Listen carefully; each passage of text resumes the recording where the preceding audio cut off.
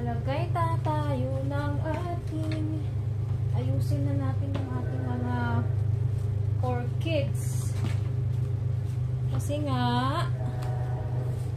lumalabas na yung mga ugat niya guys sa, sa pot. O kaya, naglalakihan na. Kaya need ko na siya i-transfer sa, tawag nito, sa malaking pot. So, binilan ako ni husband ng malaking pot. Pero, ano siya? Made of clay. Ganito siya guys, oh. Ayan. Kaya delikado kasi kailangan ng dubling ingat at baka pag nabasag. Goodbye. Ayan. Pero yung ganda niya kasi, oh. Ayan. Diba? So, dito natin ita-transfer itong mga orchids. Orchids na isa, kakabili lang namin yan. Ayan, oh. Kasi nagkukolekta kasi ako, guys. Wala pa kasi ako neto. Ito kasi white. Ito, itong isa, salmon. Yan. Tapos ito, yung pure na pink. Wala pa ako nitong pink na may white. Yan. Pag may makita kami na orchids na wala pa akong koleksyon, binibili ni husband. Naka-support yung mga hilig ko sa halaman. Kasi tunuan na. So, ililipat ko na siya guys. Dito natin siya ilalagay. Lagyan lang natin yung gilid nitong binili namin. Medyo may kamahalan to siya guys. Pero wala akong choice. Kasi kailangan. Sayang naman yung orchids na binili namin kung pagkatapos mamulaklak ay papabayaan na. Actually, yung orchids ko, they're growing well. Buti pa nga mga orchids lumalaki na maayos yung mga pananim ko sa labas. Yung mga malunggay, seems, hindi ko alam. Hanapan ko din na solution na bumili din kami ng tawag nito, ng earthworm casting. Yun yung ilalagay ko sa mga malunggay ko sa labas. Baka kulang na talaga sila sa mga ganun. Easy peasy. Yan. Hindi pa, kunti pa. Ayun! Ay, thank you Lord. Yan, natanggal na natin guys. Yan. Para makagalaw siya ng maayos. Kasi yung ugat niya, ang dami na.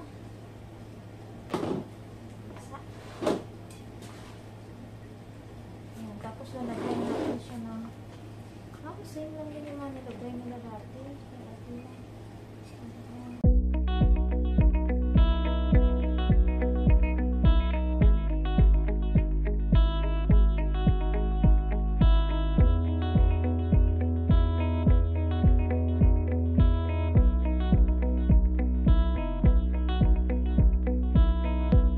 Gamitin natin to sa iba. Bibili tayo ng mga cute na flowers. Tapos na pang indoor. Ayan. Tapos na tayo sa isa. Next na natin si salmon. Ayan.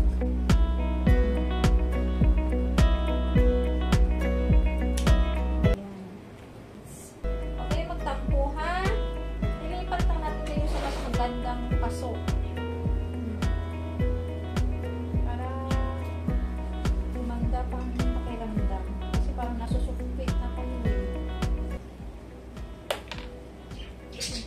Hilot lang. Napupuka pa rin. Ayun! Thank you Lord. Salamat. Kita mo yan? Grabe na yung roots. Yan na. Nag-aapawan yung mga ugat niya.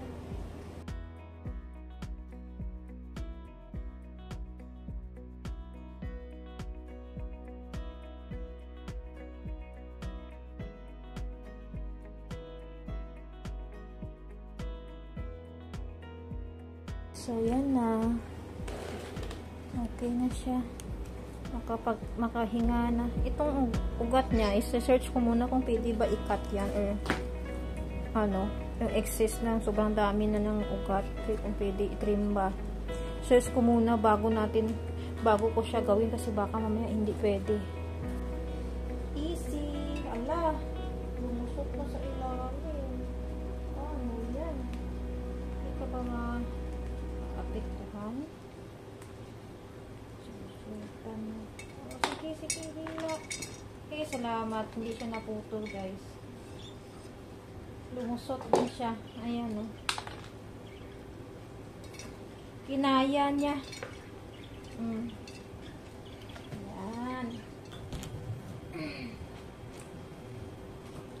Ayan na. Finish. We're done na.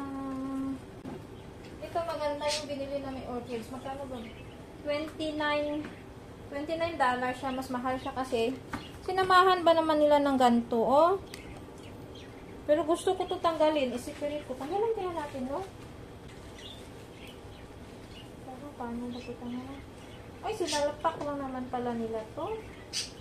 Kaya. Kaya natin tanggalin. Pag lumaki kasi siya, guys, di ba masusuppress yung orchids. Walang space. Oh. Ayan. Nakalagay lang. So, dito natin siya ilagay para may sarili siyang... Ayan. Perfect.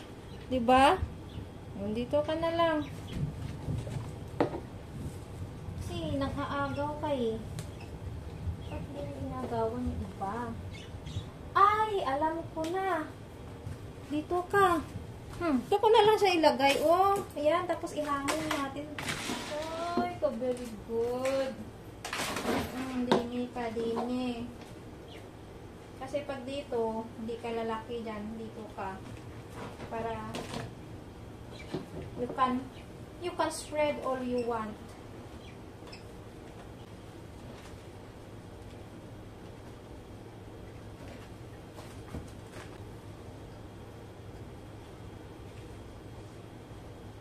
Ayan. Ganda, no? So, dito ko na lang muna siya ilagay, guys. Kasi nga, wala tayong pwedeng pagsasabitan dito sa loob ng bahay. Pag maaraw, doon na lang natin siya ilagay sa labas. Ayan. Saka na lang natin ihanging to kapag nakalipat tayo ng ating sariling bahay. So, ayan, guys. Tapos na tayo dun sa ating orchids. Nagpalit na ako ng beddings. Ayan. Sakit ng likod ko.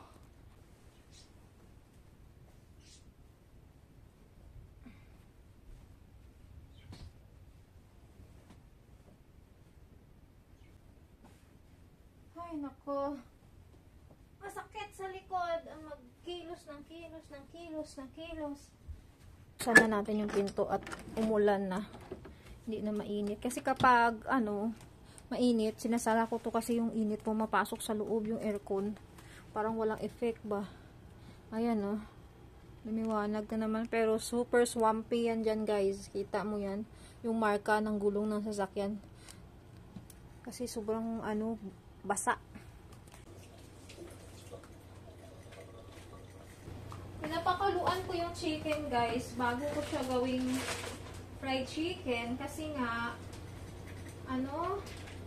ayoko yung hindi masyadong luto. Gusto ko yung pinapakaluan para kagaya sa KFC. Ganun sila nagluto. 9 na piraso ang ating lulutuin bukas.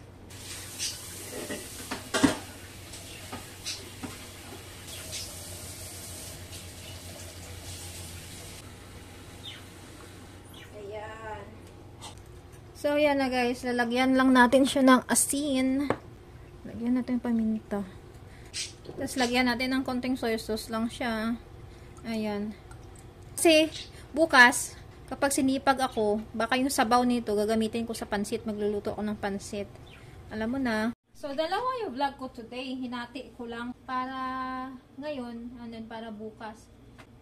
Bumili pala ako ng Mang Tomas, guys, sa tindahan. Ayan, Kasi sabi ko kay husband, papatikim ko sa kanya yung lechon paksiw na ginagawa natin sa Pinas. Yan. Hanggang doon na lang muna yung video ko for today. Thank you for watching and God bless you all. Bye-bye!